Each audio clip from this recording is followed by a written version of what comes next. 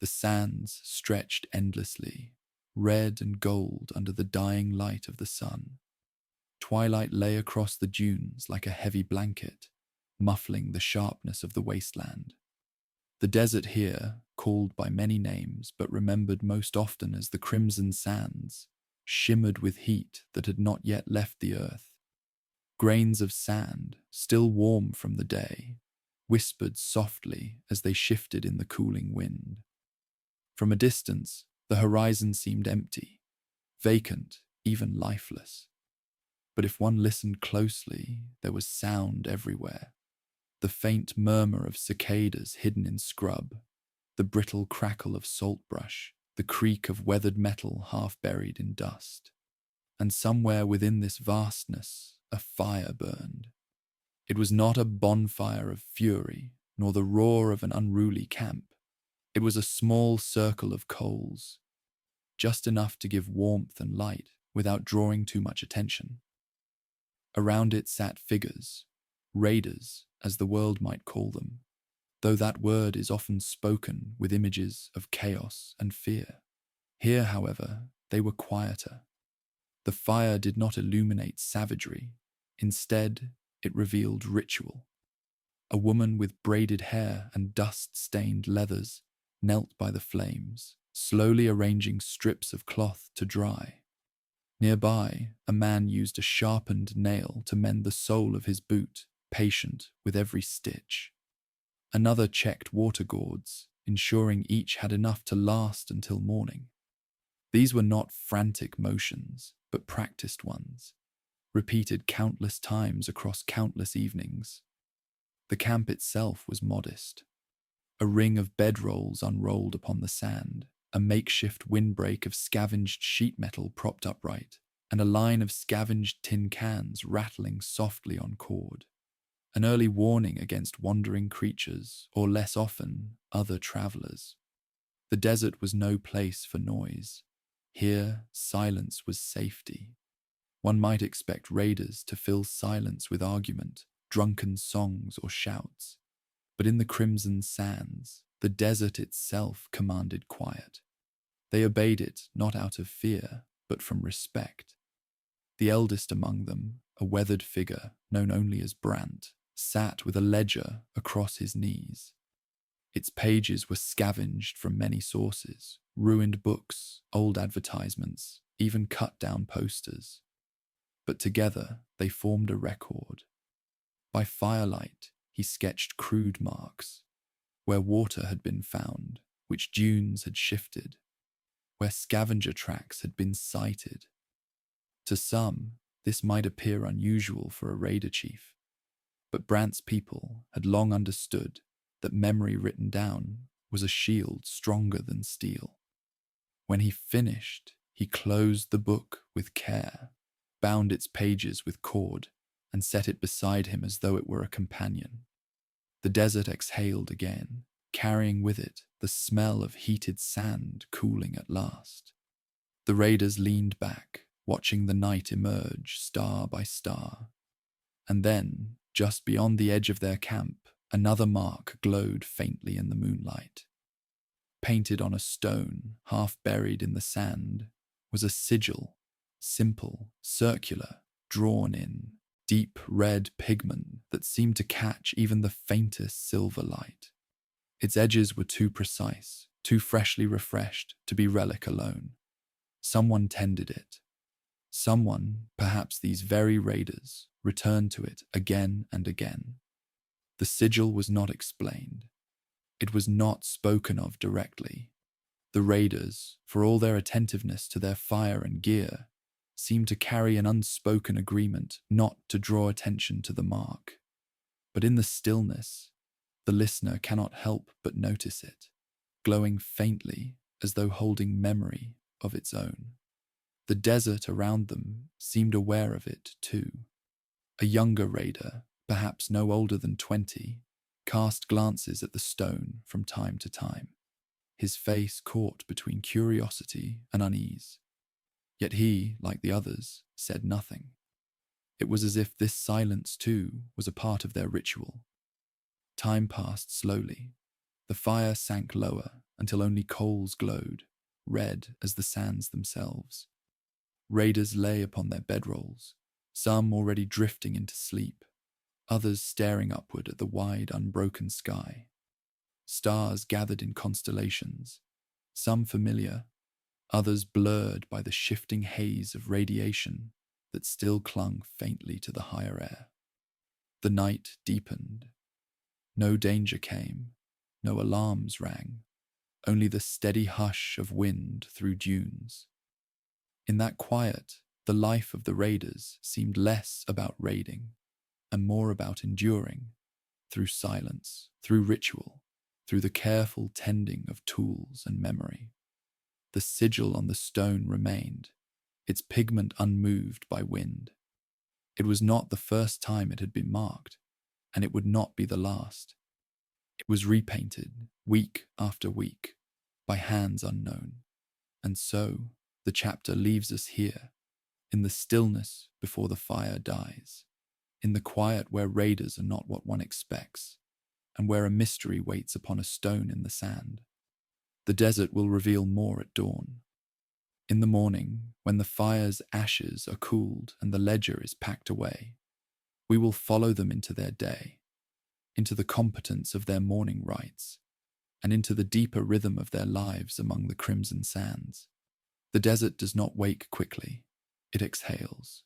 It loosens. It softens into day. The first light does not blaze across the crimson sands. Instead, it arrives like water soaking into cloth, slowly and almost imperceptibly. The red-gold dunes shift from shadowed silhouettes into warm slopes, their surfaces sparkling where dew has condensed upon each grain.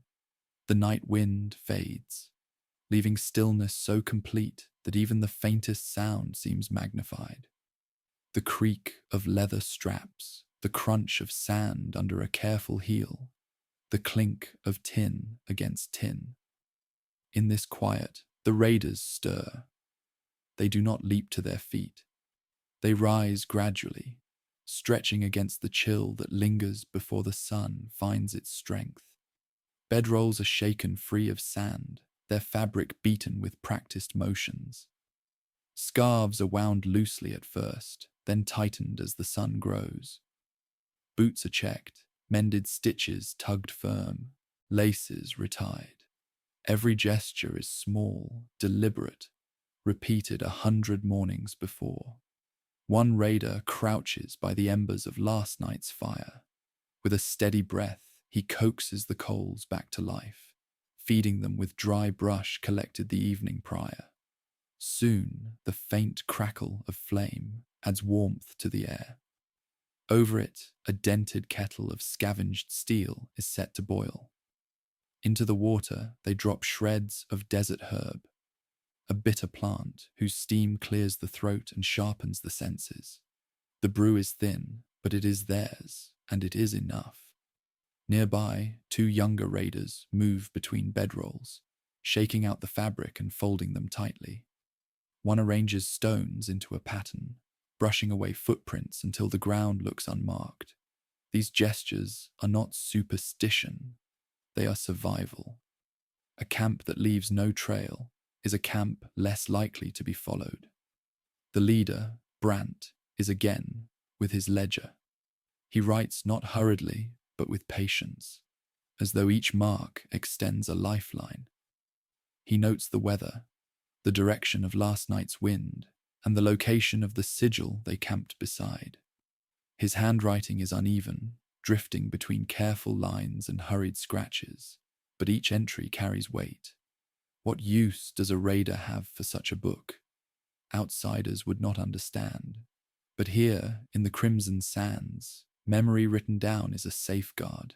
Dunes shift, paths vanish, oases dry. Only the record remains. The group gathers around him briefly, sipping from their cups of steaming herb water. They do not speak much, only murmur assent or add a detail he missed. A broken wagon wheel, half buried by the station ruins they passed days before. The sound of coyotes in the distance. The way the stars last night seemed oddly brighter. all of it goes into the ledger, becoming part of their collective memory. When Brant closes the book, the desert has already begun to change. The pale light strengthens, gold deepening into fire. Shadows shrink back toward the bases of the dunes. The air warms, and with it, the sense of urgency grows. Not panicked, but steady, purposeful. It is time to move before the sun becomes too strong. They dismantle their camp with precision. Bedrolls are strapped, water gourds checked once more, the kettle emptied into cups and packed away. The fire is buried carefully, coals pressed into sand until only a faint circle of warmth remains. And before leaving, one raider takes a brush of bundled reeds, dips it into a pouch of crushed pigment, and refreshes the sigil upon the stone. The red circle gleams once again, vivid against the pale rock. It is not explained aloud. It does not need to be. The mark is a language of its own, guiding, warning, remembering. As they set out, the desert stretches wide before them. Their line of march is slow but sure, each step angled toward the east. The crimson sands do not offer signs or roads.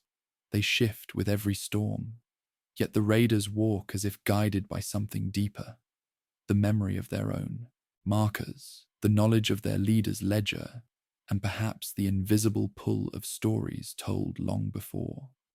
A younger raider, trailing slightly behind, glances back at the sigil, now fading into distance. He watches it until it disappears behind a dune, his brow furrowed, not in fear, but in curiosity. What does it mean? Why paint it again and again? He does not ask. For now, he keeps the question silent, folded away, like a page unturned. The morning grows hotter. The group halts briefly in the shadow of a ridge where they unwrap flatbread baked days earlier.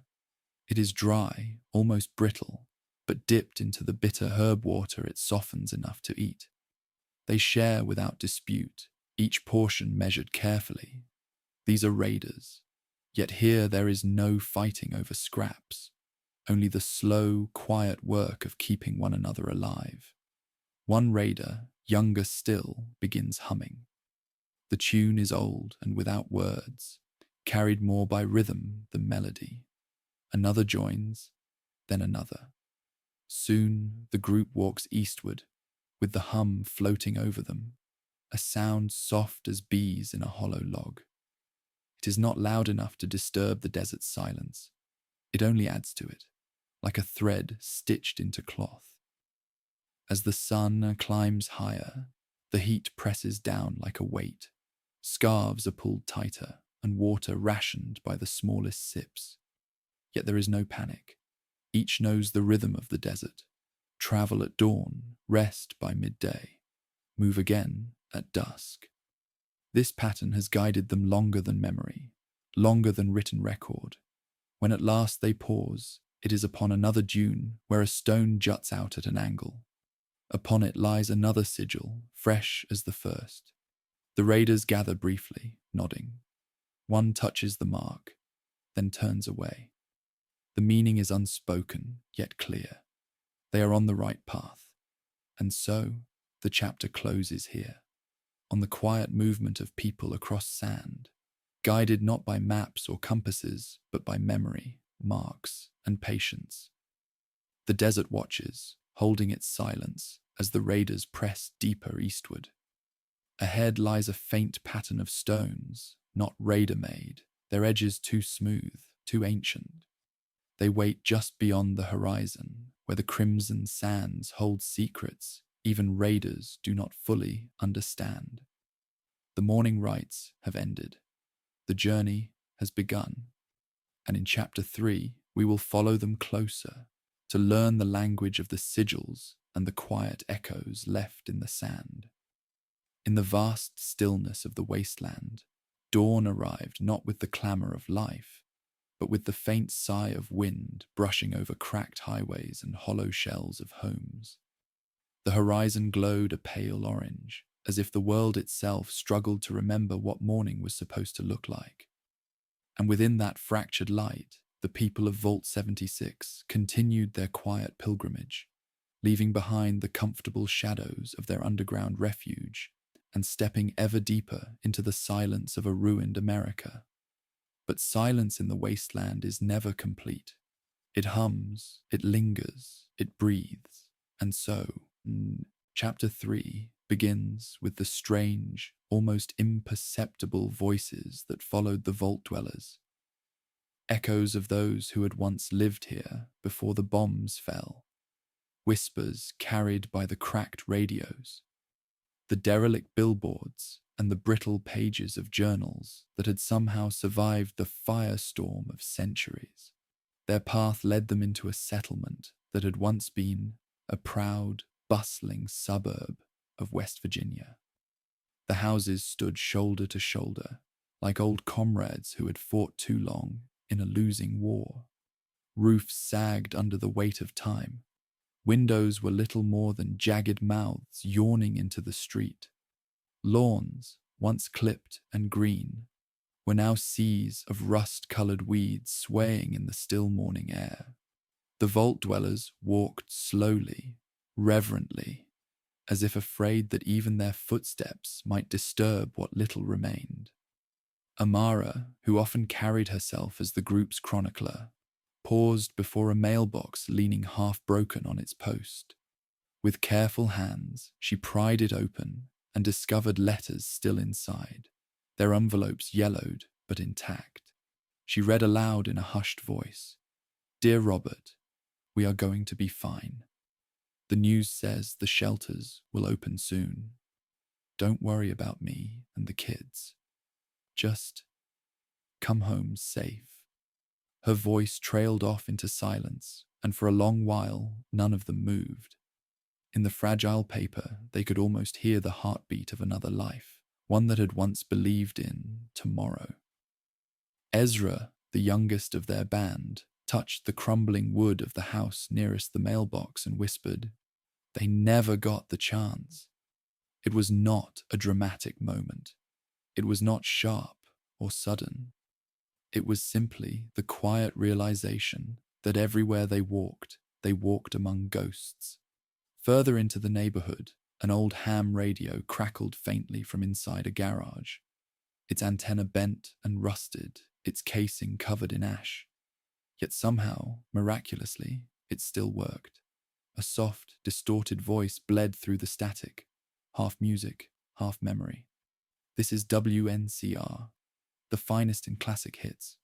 The words repeated, broken, looped in fragments. "This is WNCR. The finest."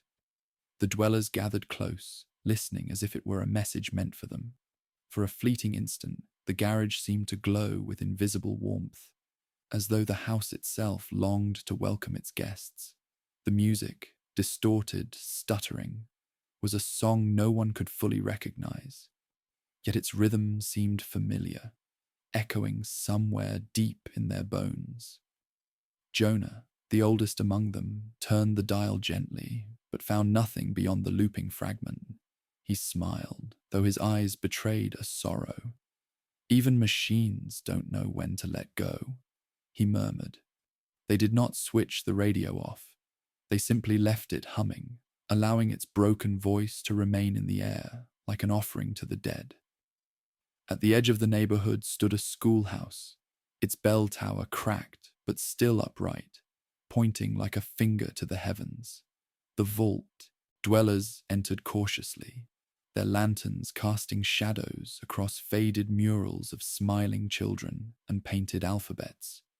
Inside, the desks were still arranged in neat rows, though many had collapsed into splinters. A chalkboard bore the last lesson ever written. "Tomorrow, history test, bring your notes." No one had ever returned to take it.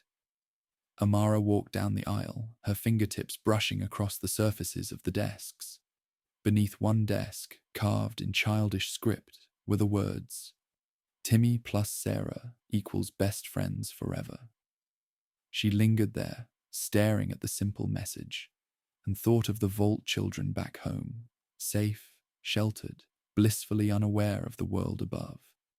She wondered if they too would someday carve their names into desks, only for those names to outlive them. Ezra opened a cupboard and found stacks of untouched notebooks, each one filled with lessons cut short. Numbers marched into silence. Stories ended mid-sentence. History had not only ended outside, but also here, within these walls meant for beginnings. Jonah closed the cupboard gently. "The wasteland keeps no promises," he said. And still, despite the sadness, they felt something almost tender in that old schoolhouse. Not despair, but remembrance. The walls seemed to whisper, "We were here. We lived. We mattered." As the day wore on, the dwellers pressed forward beyond the town. The road stretched on like a scar, broken in places by roots and fissures. Along its edges, they found remnants of evacuation, the scattered luggage of families who had tried to flee. Suitcases burst open to reveal faded clothes, toys, and photographs now blurred with ash. One photograph caught Ezra's attention: a smiling couple with their 2 children standing before a theme park gate. The park's name was unreadable now, its ink washed away by time, but the joy in their faces remained. He tucked it carefully into his pocket, unwilling to leave it to the elements. Jonah noticed the gesture and gave a slow nod. "Carry them with you," he said softly. "Every face we remember is one less lost to silence." It became their quiet ritual. Wherever they went, they collected fragments of forgotten lives. Postcards, grocery lists, half-burnt birthday cards. Each item became part of an invisible archive, a way of stitching the past into the present. In this way, the wasteland did not feel entirely empty. It felt haunted, yes, but also alive in memory. When evening arrived, the vault dwellers made camp in the ruins of a diner. Its neon sign, once bright with the promise of coffee and pie, now hung dark, letters missing, but the booths inside still stood. Dust lay thick across the counter, where menus still advertised 2 eggs any style, $1.50. They lit a small, controlled fire in the center of the floor and sat around it, the glow soft against their tired faces. Ezra laid out the photograph he had taken, while Amara unfolded the letters from the mailbox. Jonah placed the carved desk scrap he had carried from the schoolhouse. Together, they created a circle of memory, each artifact resting in the firelight like sacred relics. Amara spoke quietly, almost like a prayer. "These voices, these fragments, they are all that's left. We can't give them back their lives, but we can give them our remembrance." The group sat in silence for a long time, the fire crackling softly. Outside, the wind carried faint echoes through the empty streets, as though the city itself approved. As the stars emerged above, their light unpolluted by the cities that no longer lived, Jonah looked to the heavens and said, "The dead do not truly vanish. They live here, in these echoes, in the letters, the radios, the chalkboards, and maybe in us too. As long as we walk this wasteland, we are carrying them with us." The others nodded, and in that moment, the wasteland did not feel as lonely as it had before. The journey ahead was still vast, uncertain, and heavy with silence. But silence was no longer only emptiness. It was memory. It was presence. It was the song of those who came before, still drifting, still waiting, still alive in the echoes. And so the vault dwellers closed their eyes, resting in the haunted comfort of remembrance as the wasteland whispered softly around them. The next morning arrived slowly, brushing the ruins with a pale, honeyed light. Dust rose in thin spirals as the wind whispered through the collapsed roofs of the diner. The vault dwellers stirred, stretching limbs stiffened by sleeping on broken benches and cold tile. The fire had died overnight, leaving only soft warmth in the ash. Lanterns were extinguished with gentle care, leaving the building dim but open to the day. They moved outward, following the cracked road that curved over low ridges of sand and stone. Every step released the soft crunch of debris beneath boots, a rhythm both calming and grounding. There was no urgency. The day was long, and the horizon stretched endlessly, inviting them to walk at their own pace. Amara noticed something immediately, subtle impressions in the sand along the edge of the road. Footprints, not like theirs, and not old. The patterns were careful, deliberate, almost ceremonious. Whoever had passed here moved with intention, leaving trails that spoke not of haste, but of quiet purpose. Ezra crouched to examine them, brushing away small grains to see their depth. "They're recent," he said softly. "Someone else has walked this path." Jonah scanned the ridges with his eyes narrowed. He did not speak of danger. He spoke instead of possibility. "Or maybe they've been watching," he said, tone neutral, almost meditative. "And perhaps they wait for someone to follow." The footprints led them to a shallow wadi, where the wind had piled sand in gentle waves. Among the dunes, they found other marks, small stones arranged in pairs, lines of dry brush carefully placed beside the tracks.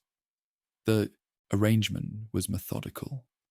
Whoever had done this was thoughtful, deliberate, marking the land for reasons unknown.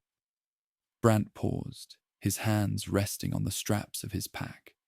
He closed his eyes briefly, inhaling the dry air, and considered the possibility. "Not all footprints are warnings," he murmured. "Some are invitations. Sometimes the desert itself wants to teach." They followed the trail with a quiet patience. With each step, the wasteland seemed to shift, as if responding to their presence. A breeze lifted grains of sand into spirals that danced like smoke over the rocks. Small shrubs bent in its path, releasing faint perfumes of arid herbs. Every movement was gentle, deliberate, leaving no trace behind. As the day unfolded, they came upon a small encampment nestled between two ridges. It was not large, nor hostile, nor overbuilt.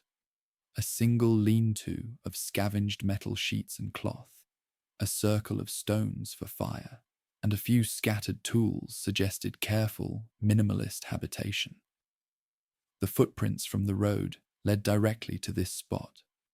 No one appeared immediately, yet signs of life were evident. A kettle rested atop stones, faint smoke curling from its last use. Footprints circled the camp in patterns that mirrored their own cautious approach, and at the center, a small wooden carving had been placed. A simple figurine shaped like a desert fox, smoothed and polished by hands that had cared for it. Amara knelt to examine the carving. She turned it over slowly in her hands. The wood was soft and warm, despite the desert sun, and a faint scent of herbs clung to its surface. She looked to Ezra. "This isn't just someone passing through," she said. "They make this place their own, gently. They care." Ezra nodded. "Like us," he said softly, "but different." Jonah smiled faintly.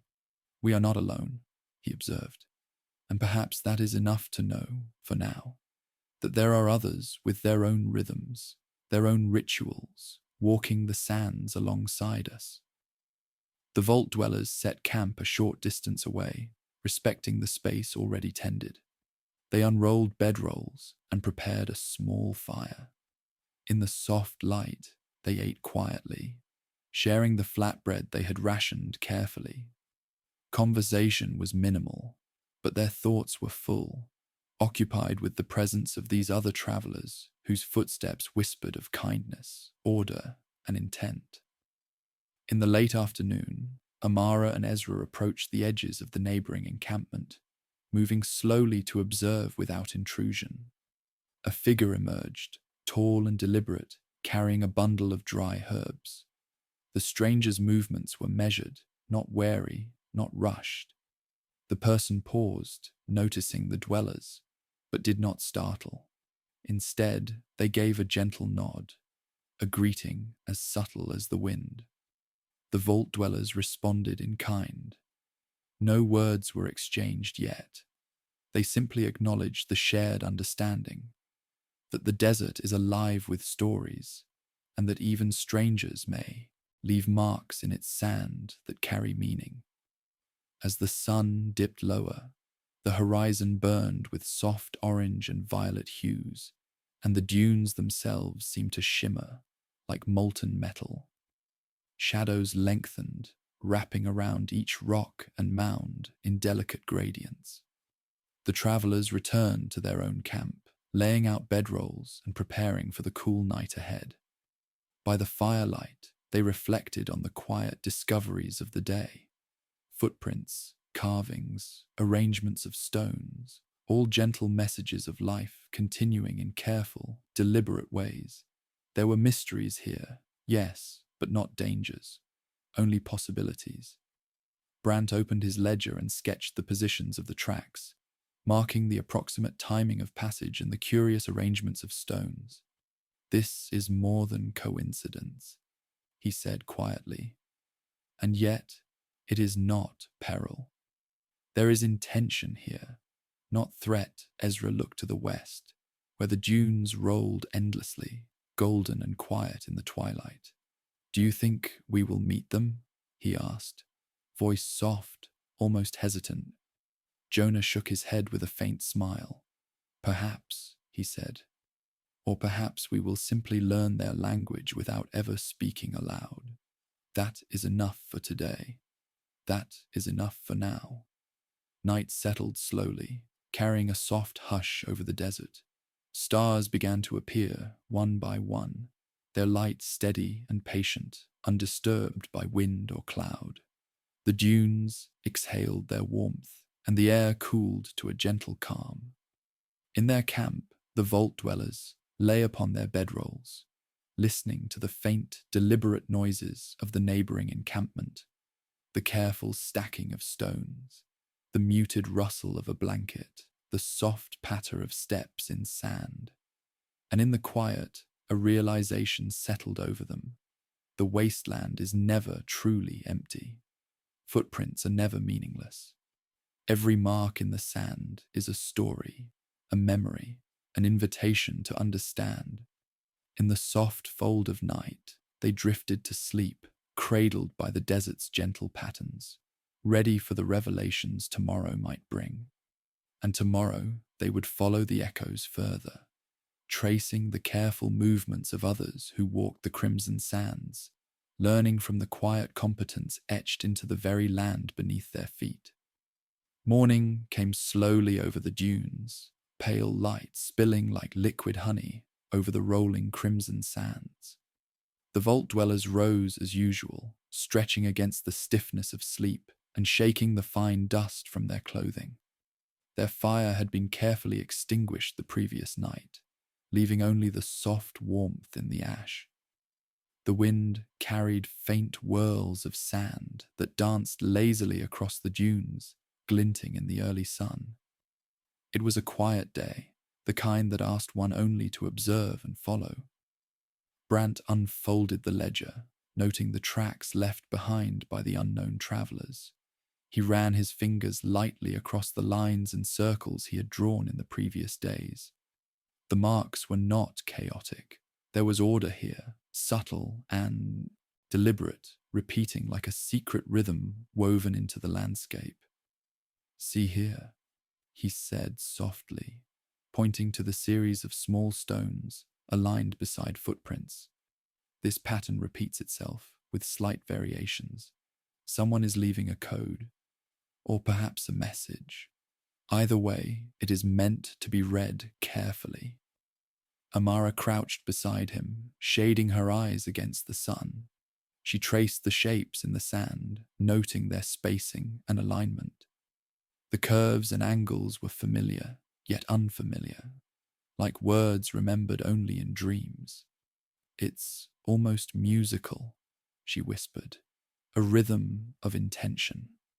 Ezra knelt to examine a separate set of marks, where the faint traces of a boot had pressed against soft sand, leaving behind impressions that seemed to echo across the ridge. The spacing suggested more than movement. It suggested deliberation. He brushed the sand lightly with his fingertips.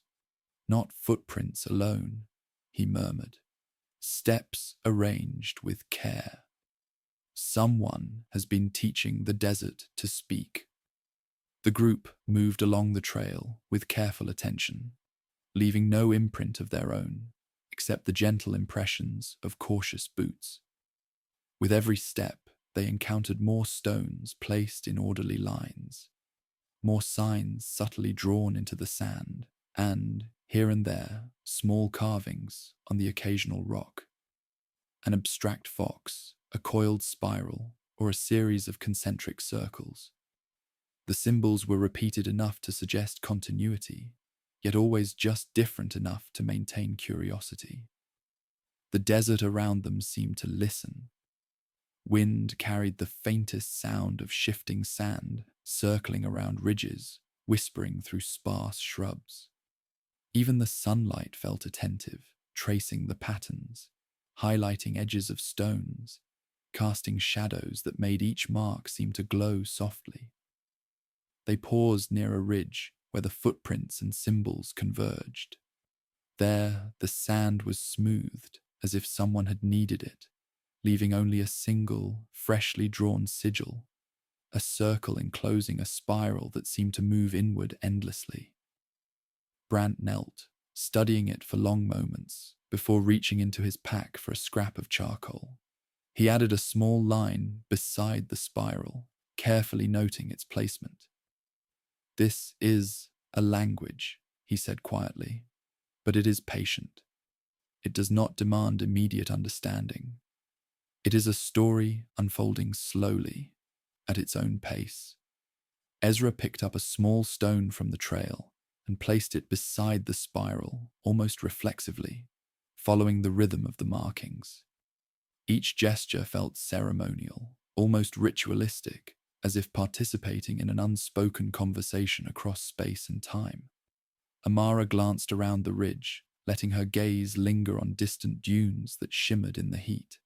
"It's like we are walking inside someone else's memory," she said, "or helping them leave one for someone else. Perhaps us." The trail led downward into a shallow valley, where the sand had been pressed flat in long, smooth stretches. Here, the patterns were more intricate, suggesting a deliberate path to follow. Brant guided the group along it, each step taken slowly, with care. The desert itself seemed to open beneath their feet, giving room for understanding to grow. Along the valley, the group discovered several small objects placed at intervals. A polished piece of metal shaped like a crescent, a dried flower wrapped in cloth, a pebble smoothed to near perfection. Each was an offering of attention, subtle reminders that someone had passed this way before and had left pieces of themselves behind. The dwellers collected them gently, storing them in pouches for future reflection. They paused again when they noticed a faint shimmer along the far ridge, a mirage-like distortion of heat and sand. It was not clear if it was a natural effect or something placed deliberately, but its presence prompted a discussion. Were these patterns simply for guidance, or were they markers for others who would come after? The group agreed to keep observing, letting the desert reveal its stories in its own rhythm, without hurrying or disturbing the intention behind each mark. As the day wore on, the sun climbed higher, turning the crimson sand into a glowing sea. Shadows shrank and lengthened in slow pulses. The vault dwellers rested briefly in the shade of a dune, sipping water and eating the dry bread they carried. They spoke little, but their silence was shared and comfortable, filled with contemplation and quiet understanding. Before moving on, Brant added one more note to his ledger, a small sketch of the spiral sigil alongside observations of spacing, repetition, and variation. "We may not understand it yet," he said softly, "but these marks are deliberate. Someone is patient, and we are patient. Perhaps patience is what the desert requires of all of us." The group resumed walking, following the trail as it curved gently eastward, the patterns in the sand stretching out ahead, like a subtle map written by unseen hands. Each step became a meditation, each symbol a whisper to guide them further, deeper, into the vastness of the crimson sands. By late afternoon, they reached another ridge where the trail disappeared beneath a shallow dune. The wind had erased some of the smaller marks, leaving only the largest symbols visible in the soft light. The group gathered, pausing to study what remained. Amara traced a circle with her finger, letting the motion linger. "It is a story," she said, "one that is still being written. And we are part of it now, even if only to witness Ezra set down the last stone they had collected that morning, aligning it with the spiral." The act felt sacred, a quiet acknowledgement of the previous travelers who had walked this way. In the glowing sand, the footprints, stones, and symbols seemed to pulse faintly in the heat, carrying with them a rhythm both ancient and immediate. Night fell softly, the horizon glowing with a deep violet that melted into inky blue. Stars emerged gradually, their light steady and patient, illuminating the dunes like a map stitched with silver threads. The vault dwellers made camp beneath the ridge, the trail of patterns stretching before them, partially hidden and partially revealed by shadow. Brant closed his ledger with a gentle snap, a soft exhale escaping his lips. "Tomorrow," he said quietly, "we will follow the patterns again. And perhaps then we will begin to understand the story behind them, or at least enough to see why it matters." The firelight glimmered across their faces as they lay on their bedrolls. Sleep came slowly, intertwined with the rhythm of sand, the echo of footsteps, and the quiet knowledge that the desert itself was alive with intention, patiently waiting for all stories to unfold in their own time. Dawn arrived slowly, as if the desert itself wanted to savor the passage of night. Pale amber light seeped over the dunes, spilling across the crimson sands like melted honey, pooling over ridges and valleys. The vault dwellers awoke quietly, their movements deliberate and unhurried. Bedrolls were folded, packs checked, and water rations measured with care. The wind carried a whisper through the dunes, lifting grains of sand into delicate arcs that shimmered in the morning glow. They rose, following the trail of footprints and sigils from the previous day. The spiral patterns had shifted slightly, partially obscured by the wind, yet still clearly intentional. Brant ran his fingers across the ledger notes, tracing previous sketches and adding small observations about the spacing and rhythm of the marks. He did not speak aloud. The desert seemed to expect quiet, and his hands communicated understanding in silence. The first sign of others appeared subtly. A set of footprints ran parallel to theirs for a short stretch, diverging at a gentle angle before disappearing behind a low dune. These prints were smaller, lighter, but deliberate. Amara knelt, brushing the sand lightly, noting their direction and spacing. "They move carefully," she said softly, "like they know the dunes have memory." Ezra's eyes lit up. "Do you think we'll meet them?" Jonah, observing from the ridge above, shook his head gently. Perhaps, he said, or perhaps we will simply witness their care without speaking. The desert has many voices, and some are only heard through observation. They followed the footprints with cautious patience, their steps quiet, careful not to disturb the surrounding markers. Along the ridge, they discovered small cairns of stones placed deliberately beside each path, a visual echo of the sigils they had been following. The arrangements suggested awareness and intent, as if the desert had become a shared canvas, and each traveler added their own lines to a story others would continue. Halfway through the morning, a figure emerged over the ridge. Tall, draped in cloth, dyed with muted desert hues, the traveler carried a small bundle tied carefully to a walking staff. Their movements were measured, deliberate, and unhurried. The vault dwellers paused, sitting on the soft ridge sand, allowing the newcomer to pass without alarm. The figure approached the trail, stopping beside a spiral carved into a stone partially buried by wind. With gentle hands, they pressed a small branch into the sand, extending the curve of the spiral just slightly. Then, without word or glance, the traveler moved onward, leaving footprints that merged briefly with the vault dweller's path before curving away. Amara whispered, "It's like they were completing a sentence we didn't know had begun." Brant nodded, adding the new observation to the ledger. "Each mark carries intention," he said softly. "Even absence, steps that diverge, stones placed along the way, communicate as clearly as the ones we can see." Ezra knelt to examine one of the cairns. A small feather had been placed atop the stones. He lifted it gently, feeling the softness against his fingertips. The feather was unremarkable, yet somehow it held meaning, a deliberate gesture in the quiet desert. "They're leaving small messages," he said, "for someone, maybe us." Jonah smiled faintly, watching the dunes ripple under the mid-morning sun. "Or for those who come later," he said.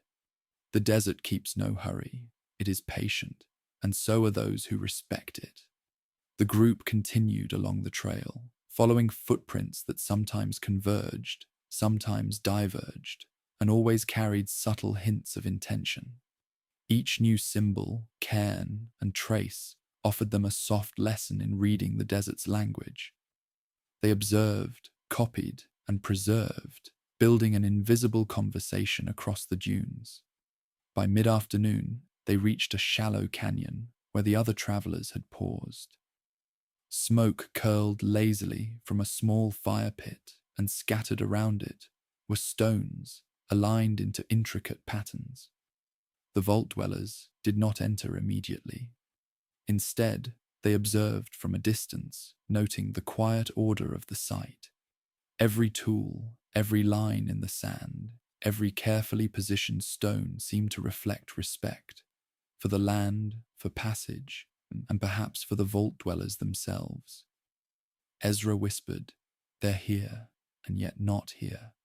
Like shadows, or echoes," Amara added. "They communicate without speaking. Each arrangement, each mark is deliberate. They trust patience as much as we do." Jonah agreed, gesturing toward the trail, continuing eastward. "And we learn in return," he said. "The desert speaks, we listen, and step by step, a story forms." As the sun lowered toward the horizon, the vault dwellers set camp a short distance away, respecting the quiet work of the other travelers. They unrolled bedrolls, tended to their water supplies, and built a modest fire. Each action was a ritual performed with care and mindfulness, reinforcing their connection to the desert and to the shared path they walked. Brant made a final note in the ledger. Small sketches of the cairns, footprints, and spiral symbols observed that day, each annotated with timing and spacing. We do not need to speak to understand, he said softly. Presence is enough. Observation is enough. And tomorrow we follow further, learning more from these careful gestures. Night arrived slowly, the sky deepening from pale violet to rich indigo. Stars emerged, steady and patient, lighting the dunes in silvery lines. The wind carried faint whispers of movement from the distant encampment, subtle rustling of cloth and shifting stones. Lying on their bedrolls, the vault dwellers listened to these whispers, letting them fold into the rhythm of their breathing. They did not need answers tonight. They did not need certainty. The desert had offered its quiet guidance. The other travelers had left their marks, and the path ahead promised more lessons in patience, observation, and shared understanding. And so, sleep came, gentle and deep, cradled by the rhythms of footprints, sigils, and whispered presence, a reassurance that the crimson sands were never empty, and that every careful movement mattered. The morning unfurled slowly over the dunes, a warm amber light seeping across the crimson sands. Shadows stretched long and lean, curling around the edges of ridges and rocks. The vault dwellers rose, their movements deliberate and unhurried, attending first to their packs, then to the small fire that had dwindled overnight. The wind carried soft whispers, lifting fine grains of sand in delicate spirals that shimmered under the new sun. Brant unfolded his ledger, reviewing the sketches and notes collected over the past days. Spirals in the sand, carefully aligned stones, small cairns topped with feathers or scraps of cloth. Each mark was a soft footprint of someone's intention, a quiet message written into the desert itself. Amara knelt beside a series of spirals etched near a ridge, brushing away loose sand to reveal their full shape. They repeat with subtle variation, she observed. Not identical, but patterned, like verses in a song, each slightly different, but all connected. Ezra crouched nearby, tracing a line of small stones that linked two spirals. Almost like a path, he whispered, but also like punctuation. Someone wants us to notice the rhythm, to follow it slowly. Jonah, standing on a low dune, gazed out over the landscape. Patterns are patience, he said quietly. The desert does not rush. Neither does the story written here. The sigils are not commands. They are invitations to observe, to consider, to understand without haste. They followed the trail, noting each spiral, each cairn, each subtle line in the sand. Some were simple, a single circle enclosing a smaller swirl. Others were more intricate, combining curved lines, angled stones, and small markings pressed into the sand with fingertips. The variations were subtle, yet deliberate. Amara paused to examine a particularly intricate spiral that seemed to radiate outward in concentric curves. Embedded within the curve was a tiny stone shaped like a crescent, its surface smoothed by careful handling. She lifted it gently and turned it over, feeling the delicate polish. "It's like a signature," she said softly. "A way of saying I was here. I cared. I noticed." Brant made careful notes in his ledger, sketching each spiral, noting placement, size, and proximity to cairns. He traced lines connecting each mark, as if revealing invisible threads in the sand. "There is an order," he murmured. "Not random, not chaotic. And perhaps that order is a story we are only beginning to read." The trail led them into a shallow canyon, where wind had smoothed the sand into soft ridges. Here, the symbols grew more deliberate, arranged in sequences that repeated like quiet verses. Small feathers rested atop some spirals, tiny rocks beside others, and in one place, a delicate dried flower had been pressed flat, preserving its shape in the shifting sand. Ezra touched the flower gently. "Even the smallest things matter," he said. "It's like each gesture is a sentence in a book we don't yet understand." Jonah nodded. "And patience is the language," he said. "We do not need to read it quickly. We need only to witness and absorb. The desert teaches this slowly, but surely Amara and Brant worked together, arranging some of the stones in parallel with the spirals, mimicking the apparent intent of the original marks. They did not alter them, only supplemented them, adding themselves quietly to the rhythm. It was a silent collaboration across space and time, a dialogue without words. The afternoon sun climbed high, painting the canyon walls in soft gradients of ochre and rust. Shadows shifted slowly across the sand, occasionally covering a spiral entirely, then revealing it again. The vault dwellers adjusted their approach, walking gently over less marked areas to avoid disturbing the most delicate sequences. Every step became a meditation, every glance a careful study. Amara paused again at a cluster of cairns topped with feathers, noticing that their spacing mirrored some of the spirals traced in the sand below. "It's not just individual marks," she said softly. "It's the relationship between them, how they interact with space, light, and movement. The desert is a canvas for connection." Ezra followed the line of cairns up a low ridge, his fingers brushing each stone. "It's like reading music in the sand," he whispered. "Each mark a note, each arrangement a rhythm. We just have to listen."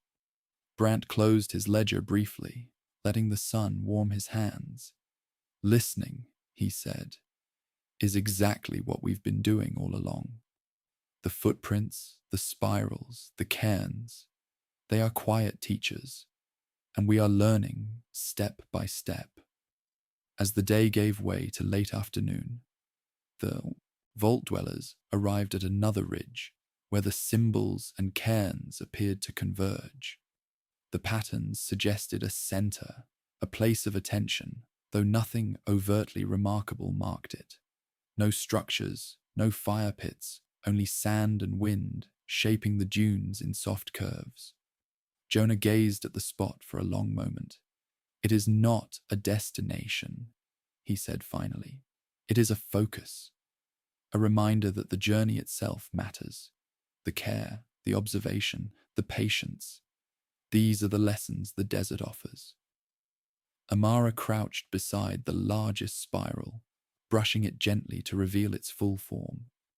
Ezra added a small stone beside it, aligning with the pattern. Together, they created a quiet dialogue with those who had come before, leaving traces that would not disrupt, but rather extend the rhythm of the desert. The sun sank low, casting long shadows that draped over the dunes. The vault dwellers made camp near the ridge, carefully placing bedrolls and tending to water and provisions. They sat together in silence, observing the spirals and cairns as the desert exhaled warmth from its sands, the wind stirring grains in slow, graceful arcs. Brant closed his ledger with a soft snap. "Tomorrow," he said quietly, "we continue to follow the patterns. And perhaps then, the story they tell will unfold further, in ways the desert alone can teach us." The night descended, calm and deliberate. Stars appeared one by one, mapping constellations that had guided travelers for centuries. The dunes shimmered under the soft light, and the vault dwellers lay upon their bedrolls, letting the rhythm of sand, spirals, and cairns lull them into gentle sleep. The desert had whispered its lessons once again, patient and unhurried, leaving them ready for the revelations the next day might bring. The first light of morning spilled slowly over the dunes, a soft gold touching each ridge and curve of the crimson sands. Dust swirled in delicate spirals across the valleys, catching the light like scattered motes of amber. The vault dwellers woke with the rhythm of the desert, stretching slowly and methodically, their movements deliberate and unhurried. The air carried a faint, dry scent of herbs and sand, and the wind whispered gently, guiding attention toward the traces they had been following. Brant spread open his ledger, reviewing sketches of spirals, cairns, and scattered stones collected over the past days. He traced the sequences with his fingers, noting patterns that repeated with subtle variations, like soft pulses of a quiet song. These marks, he said gently, are not only paths. They are a language, patient and careful, and we are learning to read it. Amara followed the trail ahead, her gaze tracing the arcs of sand shaped into spirals and the delicate arrangements of stones and feathers. Then, from a ridge above, movement caught her eye. Another traveler, approaching along a parallel path. The figure's pace was measured, deliberate, echoing the careful rhythm of the symbols in the sand. Ezra and Jonah paused beside her, observing without interruption.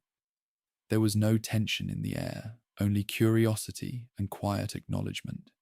The traveler slowed, noticing the vault dwellers, and offered a nod, a gesture as calm and unassuming as the wind itself. The figure set down a small bundle, unwrapping a piece of cloth to reveal a few carefully arranged stones, polished smooth and aligned to match the spirals beneath their feet. Each stone was placed with attention, a message written in patience and care. The vault dwellers stepped closer slowly, their own hands remaining free of movement until the arrangement was complete. Amara knelt, studying the stones. "It is a continuation," she whispered. An answer without words, a conversation in rhythm. Brant added his own small stone to the edge of the spiral, aligning it with care. "We are participants now," he said softly. "Not observers, not intruders, just participants." Ezra brushed a faint layer of sand over a footprint that had been partially disturbed, restoring its form as a gesture of respect. The traveler paused, tilting their head slightly, then smiled. A quiet, patient acknowledgement. Together, the two groups moved along the trail, side by side, but not crowded, following the soft rhythm established in the juices. They came upon a low ridge where a series of cairns formed a gentle arc, each topped with a small object, a feather, a polished stone, a dried flower. The vault dwellers mirrored the placements with their own subtle gestures, aligning the objects carefully, mindful not to disturb the previous arrangement. Each act became a shared ritual, unspoken, yet deeply understood. Jonah observed the spirals etched in the sand, tracing them with a fingertip. "The desert teaches patience," he said softly, "and observation. It asks us to move slowly, to recognize intention. These markers are lessons, and we follow without hurry." Step by step, Amara and Ezra discovered a particularly intricate pattern, a series of concentric circles intersected by parallel lines, with small cairns positioned at key points. The traveler guided them gently, pointing with a tilt of the hand and a soft glance, inviting them to notice relationships between shapes, spacing, and alignment. Each gesture reinforced the rhythm of attention, a quiet dialogue in movement and placement. Brant took careful notes in his ledger, sketching patterns and annotating their connections. "We may not know the full meaning yet," he murmured, "but we are reading it together. That is enough." As the sun rose higher, turning the dunes into waves of molten gold and copper, the two groups continued walking slowly, pausing occasionally to adjust cairns or trace spirals. The desert seemed to respond, wind lifting grains of sand into gentle arcs, highlighting the edges of stones and curves in the dunes. Light and shadow became part of the conversation, subtle and patient. They reached a shallow valley where the spirals and cairns converged. Here, the traveler paused, stepping aside to allow the vault dwellers to study the arrangement closely. It was the most intricate formation yet, a quiet masterpiece of stone, sand, and intention. Each spiral, each line, each cairn spoke of care, rhythm, and continuity. Amara knelt, brushing sand lightly from a small cluster of stones, aligning them slightly to mirror a hidden curve. The traveler smiled softly, a gesture of reassurance rather than instruction. Ezra added a feather alongside a small cairn, and Brant sketched the arrangement in his ledger. Together, they had completed a subtle dialogue that spanned distance, intention, and patience. As the sun began its slow descent, casting long shadows across the dunes, the vault dwellers set up camp near the ridge, careful not to disturb the delicate arrangements. They unrolled bedrolls, tended to provisions, and lit a small fire, watching its glow mingle with the last light of the day. The wind whispered softly through the dunes, carrying the faint echoes of footsteps, cairns, and spirals. Jonah looked toward the horizon, where the desert stretched endlessly, rhythmic and patient. These shared steps, he said, are reminders that even in solitude, connection exists. The desert holds space for everyone who walks it with care. Night fell gently, stars appearing one by one, illuminating the dunes in soft silver threads. The vault dwellers lay upon their bedrolls, breathing slowly, synchronized with the calm movements of the desert. Their minds traced spirals, cairns, and patterns, folding each gentle lesson into memory. The other traveler rested nearby, their presence quiet and unobtrusive. Sleep came slowly, cradled by rhythm, observation, and shared understanding. Footprints, spirals, and stones all whispered in unison. The crimson sands held stories, patient and deliberate, waiting for those willing to walk with care, step by step, through the vastness of their soft, enduring rhythms. The morning light settled softly over the crimson sands, painting the dunes with a tender gold that softened every curve and ridge. The vault dwellers awoke with measured motions, stretching limbs and brushing sand from clothing, listening to the wind as it whispered across ridges and valleys. Each grain seemed suspended in patience, drifting slowly and catching the light in delicate, transient patterns. Brant unfolded his ledger once more, reviewing the sketches and annotations from previous days. Spirals, cairns, and scattered stones formed sequences he had begun to recognize as deliberate. Something subtle had shifted overnight, a nuance in spacing and alignment, as if the desert itself had added a quiet line to a story he was only beginning to read. Amara traced a spiral at the edge of a dune, noting a small cairn positioned just beyond its curve. "Look," she whispered, pointing gently. "The spacing here is different. It almost signals something." Ezra knelt beside her, brushing away fine sand to reveal faint lines connecting the stones. "It's like a bridge," he said softly, "a subtle link between one mark and another. Perhaps it is a rhythm we've missed, or a phrase we've only glimpsed." Jonah gazed across the valley, where the dunes rolled gently toward the horizon. "The desert communicates in layers," he said quietly. "Not everything is obvious at first glance. Some meaning lies beneath the surface, waiting for patient observation." They followed the trail eastward, noticing other subtle anomalies. Small depressions in the sand, a feather slightly askew, a pattern of stones that formed a delicate arc not seen in previous arrangements. Each deviation seemed intentional, a message encoded within the rhythm of the symbols. Amara paused near a spiral that had been partially obscured by shifting sand. Brushing the grains aside revealed a faint symbol previously overlooked. a simple line intersecting the spiral at an unusual angle. "It's like a punctuation mark," she said softly, "or a note meant to be noticed only when the light strikes just so." Brant studied it carefully, sketching it in the ledger. "Perhaps these marks are instructions," he murmured, "or a map of intention, guiding not only steps, but perception itself. Someone has designed this with patience and care, asking us to read slowly, to notice patterns without haste." The group moved through a shallow canyon, where previous symbols converged in a small clearing. Stones and spirals were aligned meticulously, as though forming a code meant for those attentive enough to discern the rhythm. Ezra placed a small cairn at the edge of the pattern, aligning it with the natural curves of the dunes. The act felt ritualistic yet calming, an acknowledgement of the careful hands that had arranged the original design. A faint breeze stirred the sand, revealing tiny impressions beneath the cairns, footprints and marks previously hidden.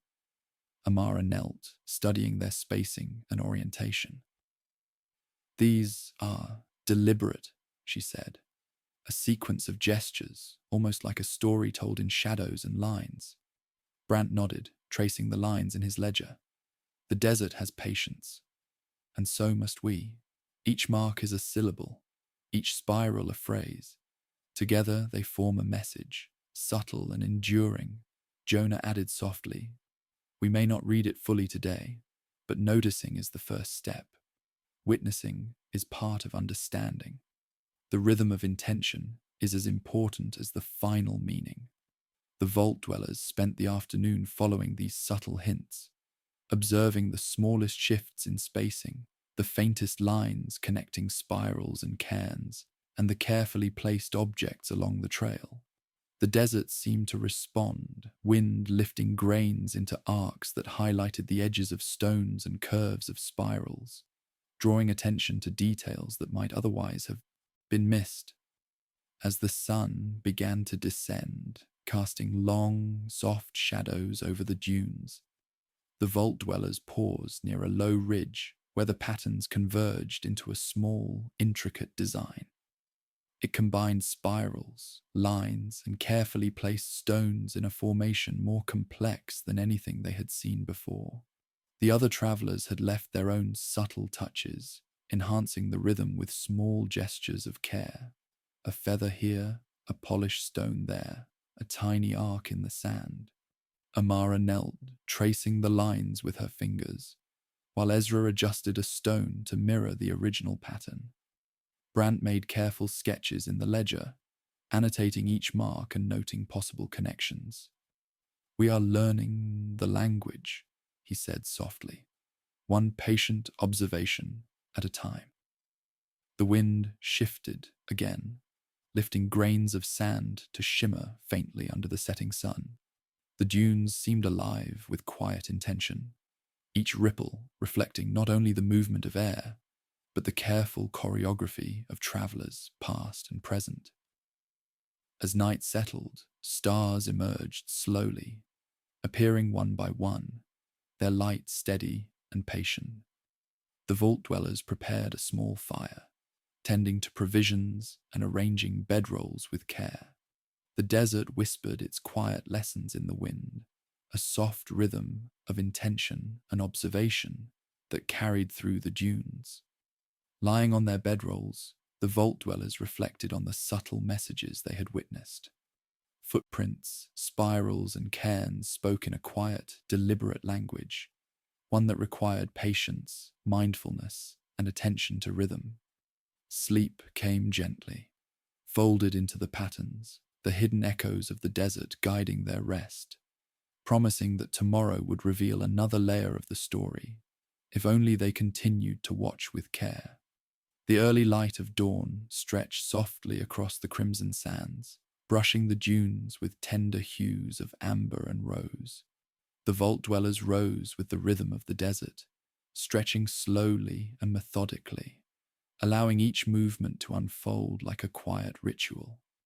The wind whispered through the ridges, lifting fine grains of sand in gentle arcs that caught the morning light and shimmered like faint echoes of memory. Brant unfolded his ledger one last time, reviewing the spirals, cairns, and lines that had guided them across the dunes.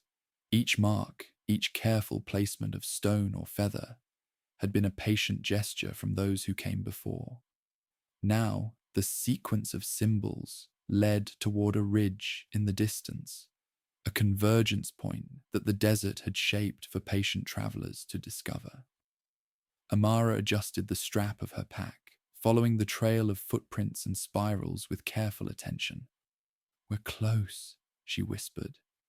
"The patterns lead us here, and yet they also ask us to move slowly, to observe, to understand."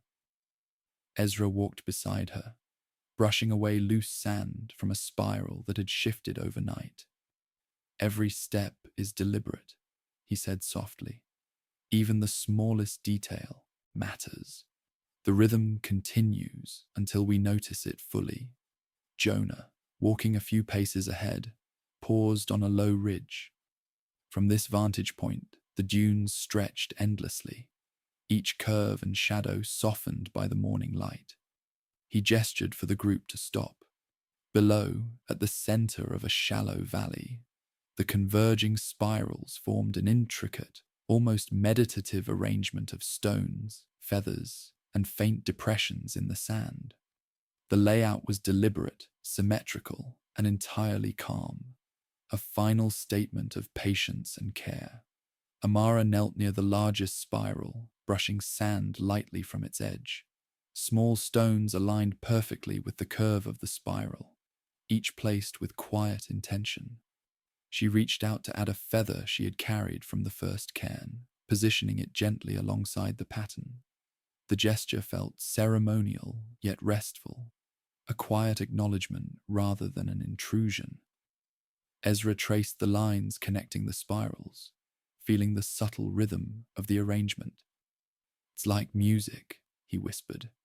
"Not loud or fast, but steady, composed, and patient. Each mark is a note, each placement a phrase. Together, they form a quiet melody." Brant carefully documented the arrangement in his ledger, sketching each spiral, each cairn, and noting subtle differences in spacing and alignment. "The message," he murmured, "is in the attention itself, in following, in noticing, not in words, but in intention." The other travelers, previously observed from a distance, arrived quietly, their steps deliberate. They joined the vault dwellers without spoken conversation, adding small touches of their own.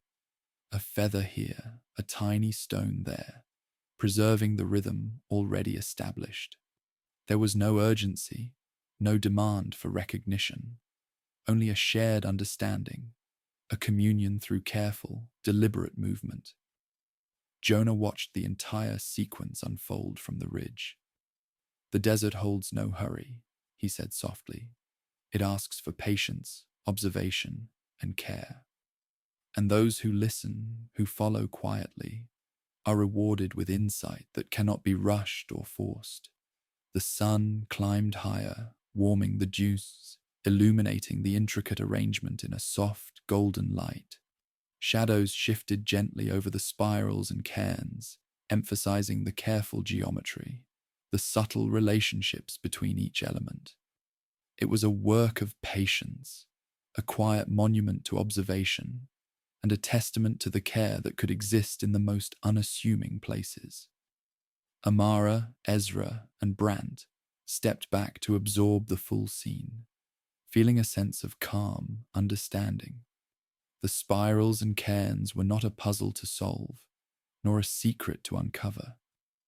They were a guide, a gentle narrative written in the language of attention and presence. The desert, patient as always, offered the quiet lesson. Connection is found in deliberate, thoughtful observation, in the rhythm of care, and in recognizing intention, even without words. As evening approached, the vault dwellers set up a final camp near the convergence point. They tended to provisions, unrolled bedrolls, and lit a small, controlled fire. The wind whispered softly across the dunes, lifting grains of sand into delicate arcs that mirrored the spirals below. Every movement, every sound seemed part of the ongoing conversation, patient and gentle, between travelers past and present. Brant closed his ledger with a soft snap, feeling a sense of completion without finality. "We have followed," he said quietly. "We have observed. And in that observation, we have participated. That is the message, and it is enough." The desert exhaled warmth as night fell, stars appearing one by one across the clear, vast sky. The dunes shimmered in silver light, and the vault dwellers lay upon their bedrolls, breathing slowly, synchronized with the calm pulse of the desert. Each spiral, each cairn, each gentle gesture had become part of their understanding. Sleep came gradually, deep and steady, carried by rhythm, care, and quiet presence. And as the wind whispered through the crimson sands, the message of the desert lingered softly. Patience matters, observation matters, and every step taken with care leaves a quiet echo, enduring beyond the moment, cradling those willing to listen and follow with gentle intent. The first light of dawn unfolded gradually over the crimson sands, spilling soft gold and rose across the dunes. Each curve, each ridge, seemed to breathe slowly under the gentle warmth of the morning sun. The vault dwellers awoke with measured motions, tending to bedrolls and supplies, their actions deliberate and unhurried, as though matching the rhythm of the desert itself. Brant opened his ledger, reviewing sketches of spirals and cairns that now formed a delicate tapestry across the dunes. He traced his fingers along each line and curve, recalling the careful gestures of the previous day, the quiet dialogue shared with the other travelers, and the rhythm that had guided them all to the convergence point. "The desert continues to speak," he murmured, "even after we have reached its heart." Amara knelt beside a spiral partially hidden beneath a small ridge, brushing away loose sand to reveal subtle changes. A small feather rested gently at the spiral's center, one that had not been there yesterday. She reached out slowly, noticing its delicate alignment with the surrounding stones. "Someone has been here," she whispered softly, "and they have continued the story." Ezra observed faint impressions in the sand, tiny arcs and depressions formed as if by careful hands. "It's as though the desert holds conversations across time," he said. "We are witnessing gestures left not just for us, but for anyone who comes with patience." Jonah walked along a low ridge, following a faint trail of spirals that led gently toward a distant valley. The pattern suggested motion, a quiet guidance through the dunes. "The rhythm never ends," he said. "Even after the central point, even after the story seems complete, the desert continues to communicate in subtle, patient ways." The vault dwellers moved slowly, observing each spiral, each cairn, and each small marker. Some were familiar, echoing earlier gestures. Others were new, delicate variations that seemed to respond to their presence. Every detail mattered, from the spacing of stones to the tilt of feathers, each offering a quiet reminder of observation and care. Amara paused to examine a tiny formation at the edge of a dune. 3 stones formed a gentle triangle with a small spiral at its center. She aligned a leaf she had carried from a nearby shrub alongside the spiral, adding her own small gesture to the ongoing rhythm. "Even the smallest acts," she said softly, "become part of the conversation." Brant recorded each subtle change in his ledger, noting how the patterns evolved over time, how footprints and wind interacted with the markers, and how new gestures built upon the old. "It's a story in motion," he said, a language of patience, rhythm, and intention. Ezra knelt beside a feathered cairn, brushing sand from its base to reveal faint lines etched beneath. These lines, he whispered, are reminders that every step matters. Every gentle action leaves an echo. Jonah observed the distant horizon, where dunes rose and fell like gentle waves. We are part of a larger rhythm, he said. Each gesture, each spiral, each stone contributes to a dialogue that stretches beyond our presence, beyond our understanding, but always within reach if we move with care. Throughout the day, the vault dwellers traced the evolving patterns, adding only subtle, respectful touches, mindful of the desert's quiet language. They paused often to drink water, to rest beneath a sparse shrub, to note the rhythm of wind and light across the dunes. Every observation became a meditation, every step a soft acknowledgement of intention. As the sun lowered toward the horizon, shadows stretched over spirals and cairns, accentuating the delicate geometry of the desert's quiet design. The vault dwellers paused near a low ridge, observing the interplay of light, wind, and sand.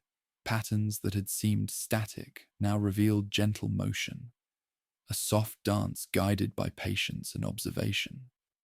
Amara and Brant arranged small stones alongside spirals that had shifted in the wind, aligning them gently with the original pattern. Ezra traced faint lines connecting cairns, while Jonah stood quietly, watching the dunes ripple in response to the breeze. Together, they were part of the ongoing conversation, participants rather than observers. Night fell gradually, the sky deepening to muted indigo. Stars appeared slowly, one by one, casting a soft silver glow over the dunes. The vault dwellers set camp near a gentle rise, tending the small fire, preparing bedrolls, and observing the desert's quiet gestures as they shimmered in the moonlight. Lying on their bedrolls, they reflected on the subtle messages of the dunes. Spirals, cairns, and traces of wind-carved lines formed a language of patience, observation, and quiet care. Sleep came gently, cradled in the rhythm of sand, wind, and the ongoing dialogue between travelers, past and present. The desert whispered softly, promising that the story would continue for those willing to move with quiet intent, step by deliberate step. The morning light seeped slowly over the crimson sands, a soft warmth washing across the dunes. Each curve and ridge was painted in muted shades of gold and rose, the shifting light smoothing the edges of every rock and grain of sand. The vault dwellers rose deliberately, their movements calm and unhurried, matching the measured rhythm of the desert itself. Brant opened his ledger, reviewing the patterns, spirals, and cairns that had guided them across the dunes. Every mark told a story of patience, observation, and careful intention. He traced the lines with his fingers, recalling how each spiral and cairn had been shaped not only by those who came before, but also by the wind, the sun, and the movement of time itself. Amara walked to a low ridge, observing the subtle arrangements of stones and feathers that had accumulated in the dunes. "The desert teaches us in layers," she said softly, "not through loud or sudden lessons, but by showing us the results of care, repetition, and attention." Ezra crouched beside a small spiral, brushing away fine sand to reveal a delicate line beneath. "Even the smallest gestures matter," he whispered. "Each mark, each feather, each stone contributes to a rhythm that endures, beyond our presence, beyond our understanding." Jonah followed a trail of cairns that curved gently across a valley, noting how sunlight cast shadows that shifted with the passage of time. "We've learned more than the patterns," he said quietly. "We've learned patience. We've learned to observe, to move carefully, and to recognize intention where it might be easily overlooked. The vault dwellers continued walking slowly, tracing spirals, observing cairns, and noting faint impressions in the sand. Every interaction with the desert was quiet, deliberate, and reflective. There was no rush, no need to finish, only the gentle progression of attention and understanding. Amara paused near a small cluster of stones that formed a subtle arc, adding a leaf from a nearby shrub with delicate care. Brant sketched the formation in his ledger, noting how it mirrored a distant spiral seen days before. "It's a conversation," he murmured. "Across time, across travelers, across intention. The desert speaks softly, and we are participants, not spectators." Ezra traced the curves of a spiral, observing the faint variations left by wind and footsteps. "Even the changes caused by time become part of the message," he said. "The story is not fixed. It grows, shifts, and evolves, as we do." When we pay attention, Jonah stood atop a low ridge, observing the sun's light stretching across the dunes in long, gentle arcs. "The desert rewards careful observation," he said. "It asks for patience, presence, and mindfulness. And those who give it these things receive quiet understanding in return." The vault dwellers gathered near a convergence of spirals, stones, and feathers, reflecting on the cumulative patterns. Each mark, each gesture, each gentle addition told a story of continuity, rhythm, and intentional care. There was a soft satisfaction in knowing that even subtle actions mattered, that the rhythm of intention could endure through time and wind. As the sun descended, casting long shadows across the dunes, the vault dwellers prepared camp. They arranged bedrolls, tended the small fire, and observed the desert's gentle gestures, illuminated in the muted light. Every movement was deliberate, part of the ongoing rhythm of care and attention. Lying on their bedrolls, the vault dwellers reflected on the quiet lessons of the Crimson Sands. Spirals, cairns, and subtle patterns had guided them, but more importantly, the desert had shown them how to move through the world with patience, awareness, and respect. Sleep arrived gently, a quiet companion cradled by the rhythm of sand, wind, and shared attention.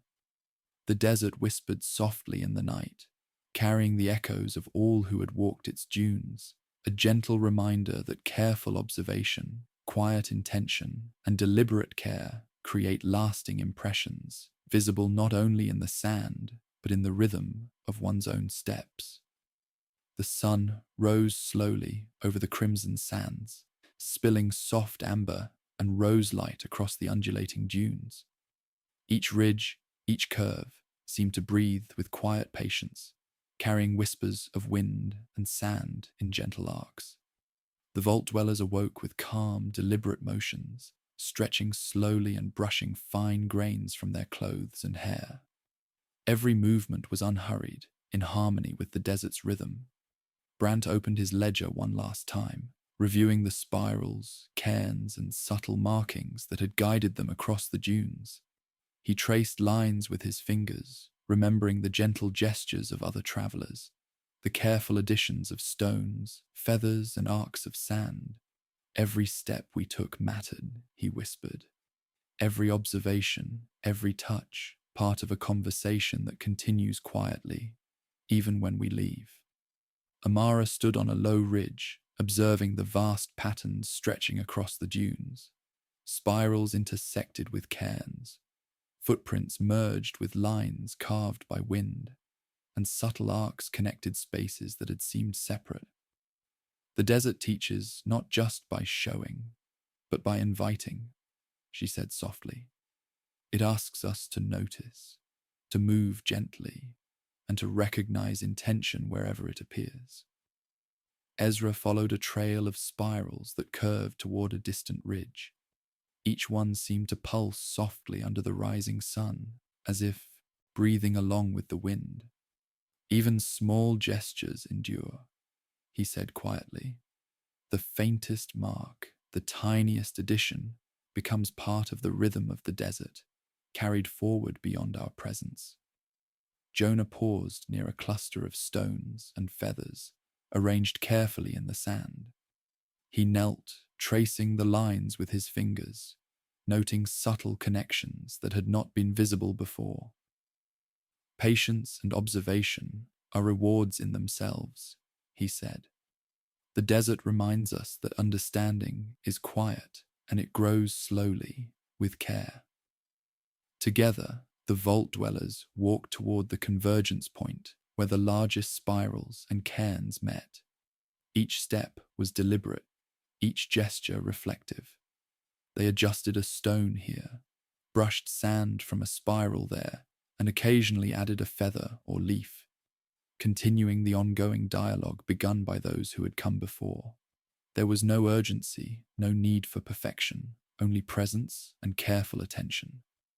Brant set down his ledger, observing the patterns as a whole. The story is not one of endings, he said softly. It is a story of continuity, of rhythm, of care. The desert holds it all, patient and enduring.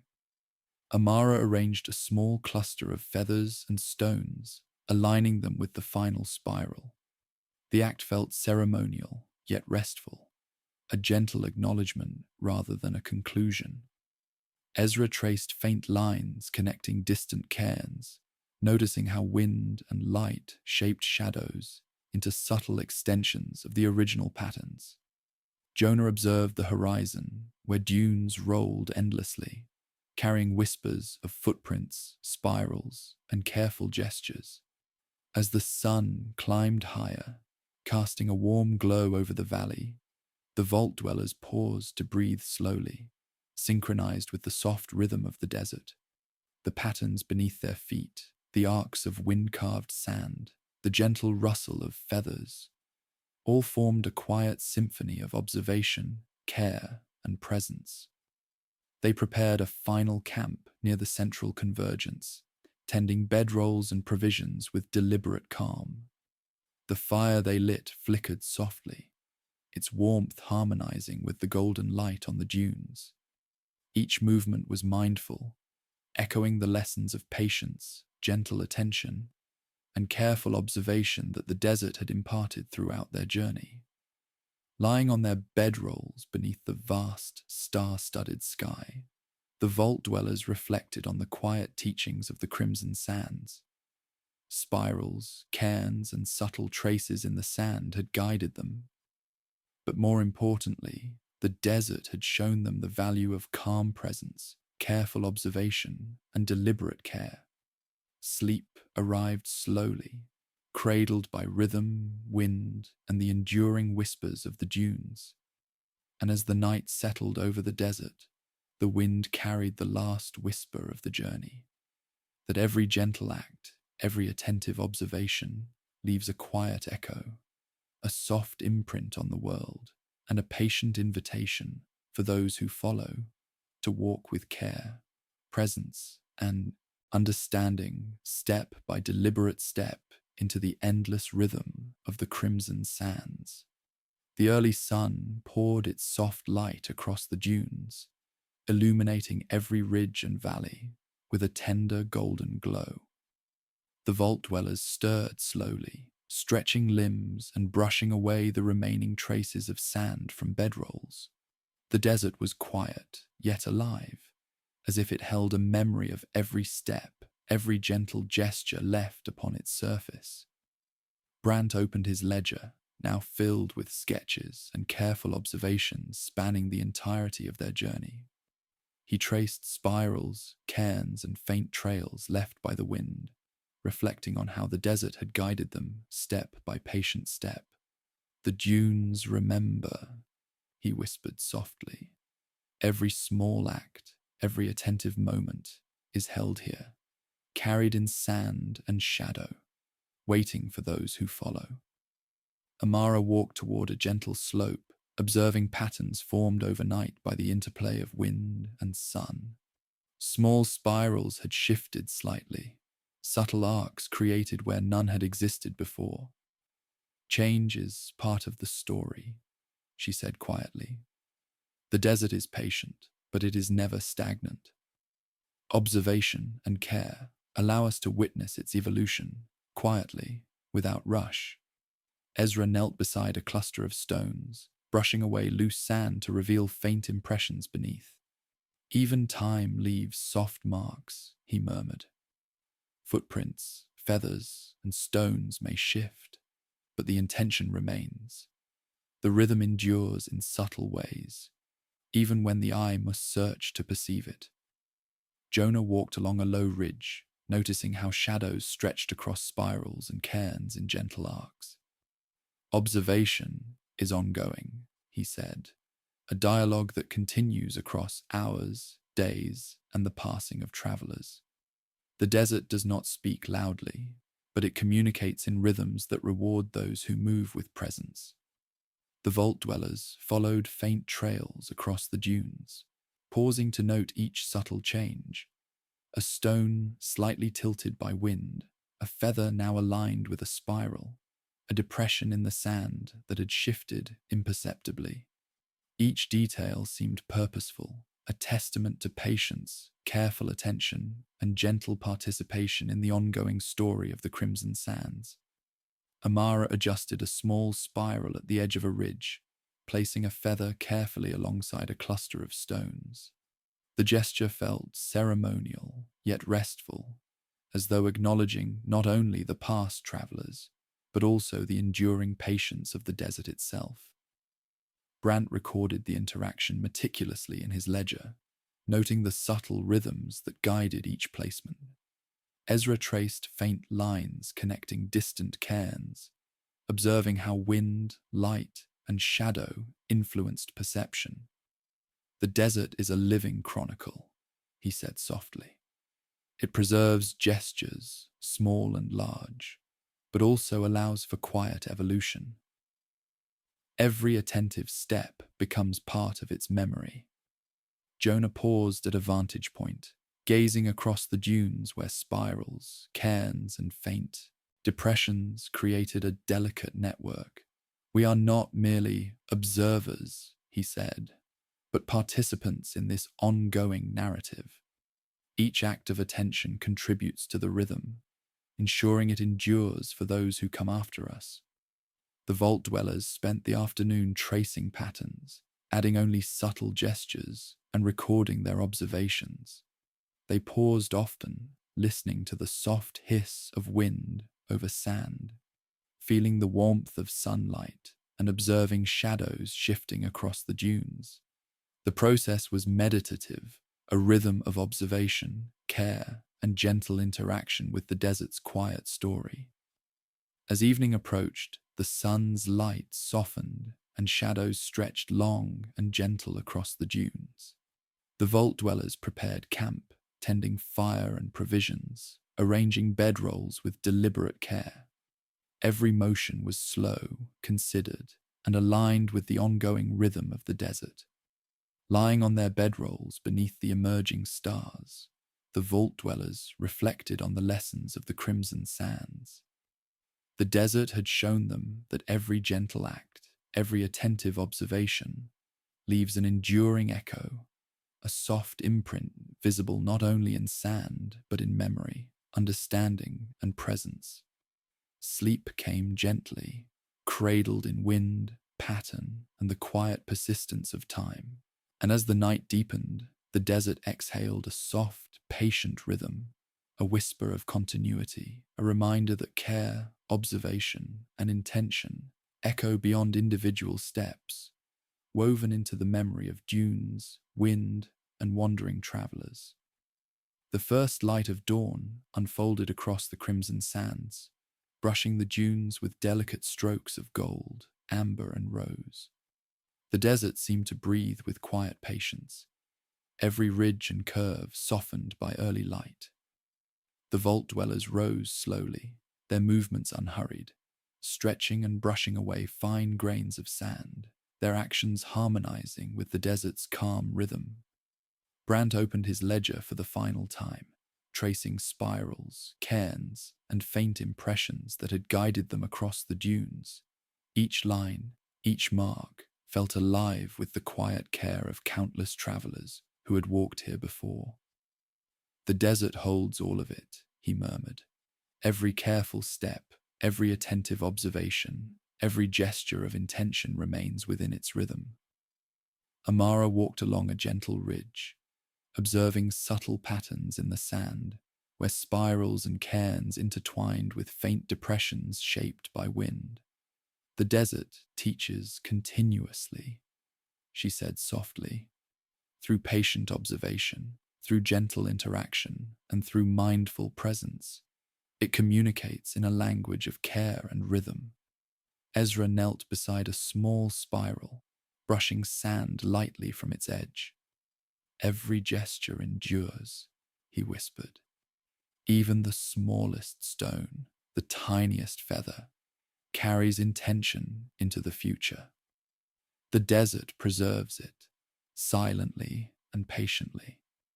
Jonah observed the dunes stretching endlessly toward the horizon, noting how sunlight played across ridges and valleys, casting gentle, shifting shadows. "We are part of the rhythm," he said softly. "Our steps, our attention, our care, they continue the story, just as the desert has continued the stories of those who came before us." The vault dwellers walked deliberately toward the central convergence point, each step mindful and unhurried. They paused to place small feathers, align stones, and observe subtle patterns, aware that each act was part of a larger conversation. There was no need to complete, no urgency, only quiet participation in the ongoing rhythm of the dunes. Brant closed his ledger carefully, feeling a sense of completion without finality. The desert would hold their gestures, their careful attention, and their quiet presence. He noted how every subtle change, every shift in light or wind, contributed to the ongoing dialogue between travelers, past and present. Amara and Ezra adjusted a few cairns that had shifted slightly, aligning them with faint lines etched into the sand. Jonah observed from a low ridge, seeing how shadows and light created gentle arcs across spirals, emphasizing their subtle interconnections. Together, they formed part of the desert's continuing story, attentive participants in a rhythm that transcended individual presence. As the sun climbed higher, the vault dwellers prepared a final camp, tending provisions and arranging bedrolls with measured care. Each motion was deliberate, each gesture mindful, echoing the lessons learned from spirals, cairns, and the subtle language of the desert. Wind brushed softly across the dunes, carrying whispers of footsteps, patterns, and careful attention. Lying upon their bedrolls beneath the vast sky, the vault dwellers reflected on the journey's quiet revelations. The crimson sands had shown them that patient observation, careful participation, and gentle intention create lasting impressions, forming a rhythm that extends beyond a single presence, beyond a single day. Stars emerged one by one, their silver light casting soft illumination across dunes and spirals. Shadows and highlights danced subtly across the cairns and feathers, echoing the deliberate gestures of travelers, both past and present. The desert's rhythm continued quietly, a gentle pulse that invited rest, reflection, and sleep. And as the night settled, carrying whispers across the dunes, the vault dwellers allowed themselves to drift into calm slumber. The desert exhaled softly, a patient and enduring rhythm that promised continuity, presence, and quiet understanding. Every careful step, every gentle observation, every act of attention would live on, cradled within the endless rhythm of the crimson sands, inviting all who followed to walk softly, observe patiently, and rest peacefully beneath the vast whispering sky.